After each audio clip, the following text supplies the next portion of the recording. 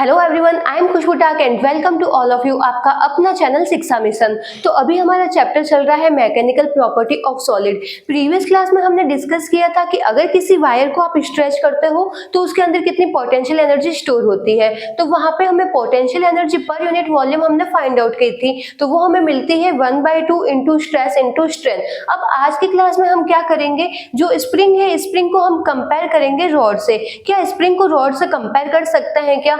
Rod के लिए हमने देखा था कि रॉड में एनर्जी स्टोर कितनी होती है पर यूनिट वॉल्यूम। रॉड के लिए हमें क्या मिला था, energy store per unit volume, ये आपको मिल रही थी 1/2 इंटू स्ट्रेस इंटू स्ट्रेंथ। तो ये वाली जो टर्म मिली थी वो हमें किसके लिए मिली थी, रॉड के लिए मिली थी। अब आज हम देखते हैं कि जो स्प्रिंग और रॉड दोनों को आपस में कंपेयर कर सकते हो। अगर स्प्रिंग के लिए भी अगर हमें यही टर्म मिलती है तो हम यहाँ पे बोल सकते हैं कि स्प्रिंग और रॉड दोनों को हम कंपेयर कर सकते हैं, दोनों इक्वल हो सकते हैं। अब यहाँ पे आप देखो, जब आप स्प्रिंग पे फोर्स लगाते हो तो स्प्रिंग में क्या होता है, एक्सपेंशन होता है। जब रॉड है, रॉड पे भी अगर फोर्स अप्लाई होता है तो इसमें भी क्या हो जाता है, एलोंगेशन आ जाता है। तो एक्सपेंशन, इसमें भी एक्सपेंशन हो रहा है और इसमें भी एलोंगेशन हो रहा है। तो क्या इसकी टर्म को हम क्या कर सकते हैं, इक्वल कर सकता है। अब देखो स्प्रिंग में कौन सा फोर्स एक्ट करता है, स्प्रिंग में फोर्स एक्ट करता है स्प्रिंग फोर्स। जितना ज्यादा आप फोर्स लगाओगे उतना ज्यादा उसमें क्या हो जाएगा, एक्सपेंशन होगा। वो किस पे डिपेंड करता है, वो डिपेंड करता है एक्स पे। जितना ज्यादा फोर्स लगाओगे उतने ज्यादा उसमें एक्सपेंशन होगा। तो रॉड की जो लेंथ है वो क्या हो जाएगी, इंक्रीज हो जाएगी। तो यहाँ से आपको क्या मिलता है, F बराबर के एक्स, जहाँ पे के क्या होता है, स्प्रिंग कांस्टेंट, और यहाँ पे जो साइन आता है वो क्या आता है, माइनस का साइन आता है। माइनस का साइन क्या बताता है कि अगर आप इसको फ्री करोगे तो वो वापस अपने क्या करेगा, मीन पोजीशन पे लगेगा। अगर आप इसको नीचे की तरफ खींच रहे हो तो रीस्टोरिंग फोर्स ऊपर की तरफ एक्ट करेगा। अगर आप इसको ऊपर की तरफ कंप्रेस कर रहे हो तो रीस्टोरिंग फोर्स इसके जस्ट ऑपोजिट डायरेक्शन में लगेगा। तो डिस्प्लेसमेंट के ऑपोजिट डायरेक्शन में एक्ट करता है फोर्स, इस वजह से यहाँ पे माइनस का साइन आता है। अब आप यहाँ पे देखो, यहाँ पे कौन सा फोर्स एक्ट करता है, इसको हम डिफाइन करते हैं। यंग मॉड्यूलस ऑफ इलास्टिसिटी क्या होता है, stress upon strain, stress upon strain. अब यहाँ से आप देखो, स्ट्रेस आपको क्या मिलता है, force per unit area. Restoring force act करता है पर यूनिट एरिया पे, F अपॉन ए। स्ट्रेंथ क्या होती है, change in dimension upon original dimension. तो ये हो गया डेल L अपॉन L। तो यहाँ से आपको F की वैल्यू कितनी मिल रही है, F मिला है YA del L upon L। तो यहाँ से आपको ये फोर्स मिलता है। ठीक है, तो देखो आप रॉड के लिए आपको ये वाली टर्म मिलती है और स्प्रिंग के लिए आपको ये वाली टर्म मिलती है। रॉड में कौन सा फोर्स एक्ट करता है, ये वाला फोर्स एक्ट करता है, और स्प्रिंग में ये वाला फोर्स एक्ट करता है। अब यहाँ पे हम ले लेते हैं कि जो रॉड है, जो ये रॉड और जो स्प्रिंग, दोनों की हम लेंथ मान लेते हैं, L लेंथ है। L लेंथ की आपने एक स्प्रिंग ली है, उस पर आपने जब इसमें फोर्स लगाया तो इसमें एक्सपेंशन हुआ है, तो ये स्प्रिंग क्या हो गई, थोड़ी एक्सपेंड हो गई। इसमें कितना एक्सपेंशन आया है, डेल L इसमें एक्सपेंशन आया है। जो ये रॉड है, रॉड पे भी क्या करेगा, रॉड अपनी वेट की वजह से क्या हो जाएगी, वो वेट लगेगा, वेट की वजह से इसमें भी क्या आ जाएगा, एलोंगेशन आ जाएगा। तो यहाँ पे देखो, जो ये रॉड है, रॉड में भी एलोंगेशन आ गया और इसकी भी थोड़ी लेंथ क्या हो गई, इंक्रीज हो गई। इनिशियल इसकी लेंथ है L, जब इस पे फोर्स लगा, इस पे कौन सा फोर्स एक्ट कर रहा है, अभी जब अपन ने इसको हैंग कर रखा है तो इस पे कौन सा फोर्स एक्ट कर रहा है, इसका वेट एक्ट कर रहा है। वेट की वजह से इसमें क्या हो गई, एलोंगेशन आ गया। तो इसमें डेल L लेंथ इसकी क्या हो गई है, इंक्रीज हो गई है। अब इसको हम यहाँ पे अप्लाई करते हैं तो F फोर्स कितना लग रहा है, F is equal to K। यहाँ पे माइनस का साइन को हम अभी इग्नोर कर सकते हैं, क्योंकि ये माइनस का साइन क्या शो करता है कि जो ये फोर्स है डिस्प्लेसमेंट के जस्ट ऑपोजिट डायरेक्शन में एक्ट करता है। अब यहाँ पे डिस्प्लेसमेंट कितना हुआ है, जब इस पे फोर्स लगा तो इसमें डेल L क्या हो गया, इसमें एक्सपेंशन आ गया है, तो ये हो गया डेल L। तो यहाँ से हमने स्प्रिंग फोर्स को इक्वेट किया। अब आप यहाँ पे देखो, यहाँ पे कितना फोर्स लग रहा है, जब इस पे फोर्स लगा तो इसमें कितना एलोंगेशन आया, डेल L एलोंगेशन आया। दोनों ही फोर्स को हम यहाँ पे इक्वल करते हैं। स्प्रिंग में लगने वाले फोर्स को और रॉड में लगने वाले फोर्स को, दोनों को हम क्या करते हैं, इक्वल करते हैं। तो स्प्रिंग के लिए आपको कितना मिलता है, K इंटू डेल L। अब आप देखो रॉड के लिए, तो रॉड के लिए कितना मिलता है, YA del L upon L, ये मिलता है। अब आप यहाँ पे देखो डेल L कॉमन आ रहा है, तो यहाँ से अलग क्या आ रहा है, K। जो स्प्रिंग कांस्टेंट है, स्प्रिंग कांस्टेंट की वैल्यू किसके बराबर मिल रही है, Young modulus of elasticity into area upon length. तो K की वैल्यू आपको इसके इक्वल मिल रही है। अब देखो स्प्रिंग में जो पोटेंशियल एनर्जी स्टोर होती है उसके लिए आपको क्या मिलता है, पोटेंशियल एनर्जी इन स्प्रिंग।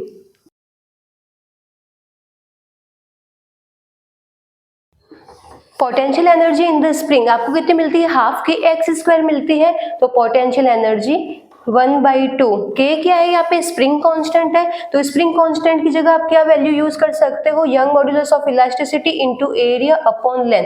अब यहाँ पे x क्या है, x किसको शो करता है, डिस्प्लेसमेंट को शो करता है कि कितना डिस्प्लेसमेंट हुआ। जब हमने इस पे फोर्स लगाया तो इसमें कितना डिस्प्लेसमेंट हुआ, इसमें इतना डिस्प्लेसमेंट हुआ। तो x यहाँ पे किसको शो कर रहा है, डेल एल को। यहाँ पे जो ये x है, x की वैल्यू किसके इक्वल है, डेल एल के। कि जब आप इस पे फोर्स लगा रहे हो, स्प्रिंग फोर्स लगा रहे हो, तो स्प्रिंग में कितना एलोंगेशन आया है, डेल एल इसमें एलोंगेशन आया। तो x की जगह हम यहाँ पे क्या लिखेंगे, डेल एल का होल स्क्वायर। अब इसको आप क्या करो, l से मल्टीप्लाई एंड l से इसको डिवाइड कर दो। तो यहाँ से आपको क्या मिल रहा है, 1/2 यंग मॉड्यूलस ऑफ इलास्टिसिटी। देखो area into length, area into length को आप एक इक्वल मतलब साथ में लिख दो।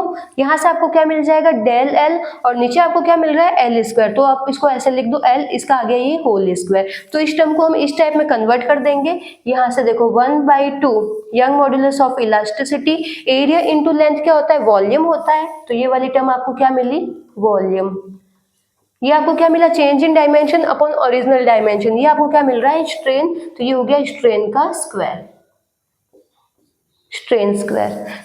तो ये आपको क्या मिल रही है, पोटेंशियल एनर्जी। पोटेंशियल एनर्जी की आपको इक्वेशन क्या मिली है, 1/2 into Young modulus of elasticity into volume into strain का स्क्वायर। अब आप इसको कन्वर्ट कर दो। हमने यहाँ पे क्या देखा है, potential energy per unit volume. तो इस वॉल्यूम की टर्म को आप उधर भेज दो। अब यहाँ से आप देखो, यंग मॉड्यूलस ऑफ इलास्टिसिटी क्या होता है, स्ट्रेस अपॉन स्ट्रेन। तो स्ट्रेस की जगह हम क्या लिख सकते हैं, young modulus of elasticity into strain. तो हम इसको क्या करेंगे, स्ट्रेस की टर्म में कन्वर्ट करेंगे। तो यहाँ पे हम करते हैं इसको कन्वर्ट। जिसको यहां तक नोट डाउन करना, नोट डाउन कर लो।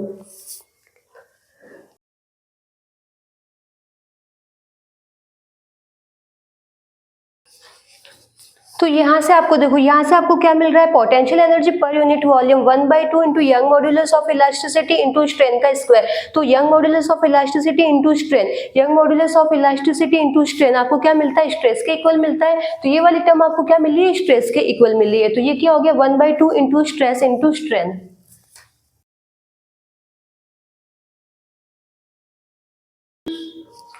तो आज हमने क्या किया, आज हमने स्प्रिंग को लेके यहाँ पे डिराइव किया। तो स्प्रिंग को अगर हम देखते हैं कि स्प्रिंग में कितनी पोटेंशियल एनर्जी स्टोर हो रही है पर यूनिट वॉल्यूम में, तो वो आपको कितनी मिलती है, 1/2 इंटू स्ट्रेस इंटू स्ट्रेन मिलती है। तो इस तरीके से स्प्रिंग को रॉड से हम कंपेयर कर सकते हैं। प्रीवियस क्लास में हमने देखा था रॉड में potential energy per unit volume आपको मिलता है 1/2 इंटू स्ट्रेस इंटू स्ट्रेन, ये वाली टर्म आपको मिलती है। आज हमने क्या किया, स्प्रिंग और रॉड दोनों को आपस में कंपेयर किया। तो कंपेयर करने पे यहाँ पे भी हमें क्या मिलती है, यही टर्म मिल रही है। तो स्प्रिंग और रॉड को अपन आपस में कंपेयर कर सकते हैं, जहां पे स्प्रिंग कांस्टेंट के की वैल्यू क्या होती है, Young modulus of elasticity into area upon L. जिसको यहां तक नोट डाउन करना, नोट डाउन कर लो। फिर हम इस पे देखते हैं न्यूमेरिकल क्वेश्चन। न्यूमेरिकल क्वेश्चन देखते हैं। A rubber cord of the length 10 centimetre is stretch up to 12 centimetre. If cross section area of the cord is 1 mm square, find the velocity of the stone mass 5 gram which is the hit upon with the rubber cord. अब आपको क्या बोल रहे हैं, एक आपके पास में rubber code दे रखी है जिसकी लेंथ आपको क्या दे रखी है, 10 सेंटीमीटर दे रखी है। आपने उसको स्ट्रेच किया और स्ट्रेच करने पे उसकी जो लेंथ है वो कितनी हो गई, 12 सेंटीमीटर हो गई है। इसका आपको क्रॉस सेक्शन एरिया दे रखा है 1 mm स्क्वायर। यहाँ से आपने क्या किया, एक स्टोन को रिलीज किया है। स्टोन का मास यहाँ पे दे रखा है 5 ग्राम। तो आपको बताना है कि उसकी जो वेलोसिटी कितनी होगी। फॉर एग्जांपल ये आपने ले लिया एक रबर है, ठीक है। इसकी आपको यहाँ पे लेंथ कितनी दे रखी है, 10 सेंटीमीटर दे रखी है। अब आपने इसको क्या किया है, स्ट्रेच किया।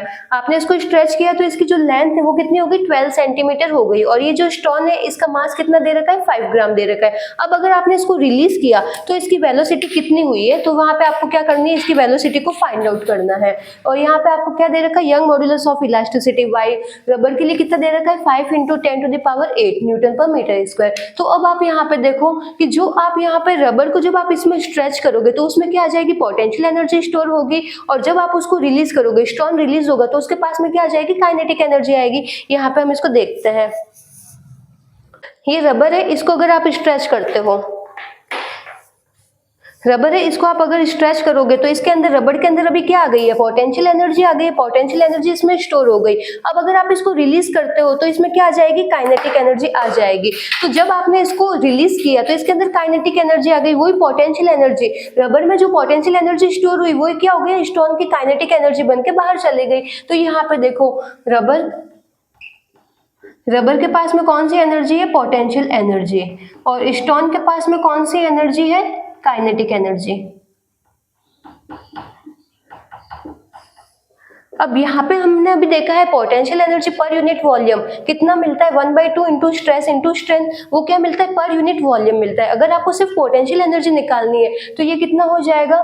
1/2 into stress into strain into volume. और ये किसके बराबर हो गया? Kinetic energy. काइनेटिक एनर्जी क्या होता है? Half mv²। ये होता है। अब आप यहाँ पे देखो, आपको क्या दे रखा है? Change in dimension. 10 सेंटीमीटर से किस में कन्वर्ट हो रहा है? 12 सेंटीमीटर में कन्वर्ट हो रहा है। मतलब इसकी डायमेंशन चेंज हो रखी है और ओरिजिनल डायमेंशन भी दे रखी है। Change in dimension upon original dimension क्या बनाता है? स्ट्रेन बनाता है। तो यहाँ से आप क्या करो? स्ट्रेस की टर्म को यहाँ पे हटा दो। तो स्ट्रेस आपको क्या मिलता है? स्ट्रेस की जगह आप क्या लिख सकते हो? यंग मॉड्यूलस ऑफ इलास्टिसिटी आपको क्या मिलता है? y is equals to stress upon strain. तो यहां से आपको स्ट्रेस कितना मिल जाएगा? Stress is equals to Young modulus of elasticity into strain. तो स्ट्रेस की जगह आप क्या आपको वैल्यू पुट कर दो? Young modulus of elasticity into strain, क्योंकि यंग मॉड्यूलस ऑलरेडी आपको गिवन है।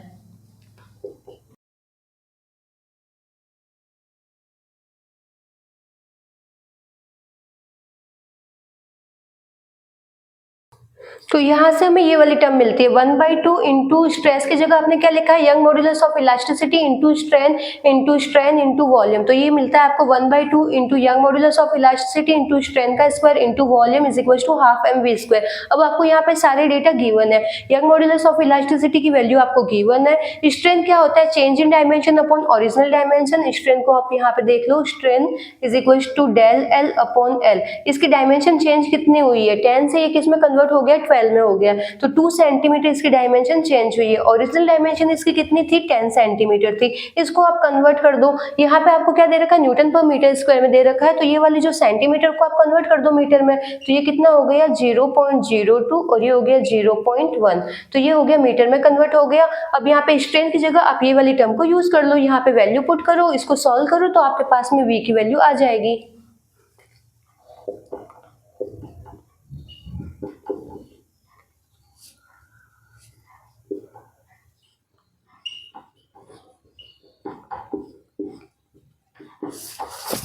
अब यहाँ पे वॉल्यूम है। वॉल्यूम की जगह हम क्या देख सकते हैं? आपको देखो, एरिया गिवन है और लेंथ गिवन है। वॉल्यूम क्या होता है? एरिया इंटू लेंथ होता है। एरिया आपको यहाँ पे कितना दे रखा है? 1 mm²। मिलीमीटर में दे रखा है तो आप इसको कन्वर्ट कर दो, मीटर में कन्वर्ट कर दो। 10⁻³ इसका क्या हो जाएगा? यहाँ पे स्क्वायर हो जाएगा। और यहाँ पे ये तो हो गया इसका एरिया। इसकी लेंथ कितनी दे रखी है? 10 सेंटीमीटर। तो ये क्या हो गया? 10 × 10⁻²। मीटर में आप कन्वर्ट कर दो। सेंटीमीटर को मीटर में कन्वर्ट करने के लिए 10⁻² से हमने मल्टीप्लाई किया।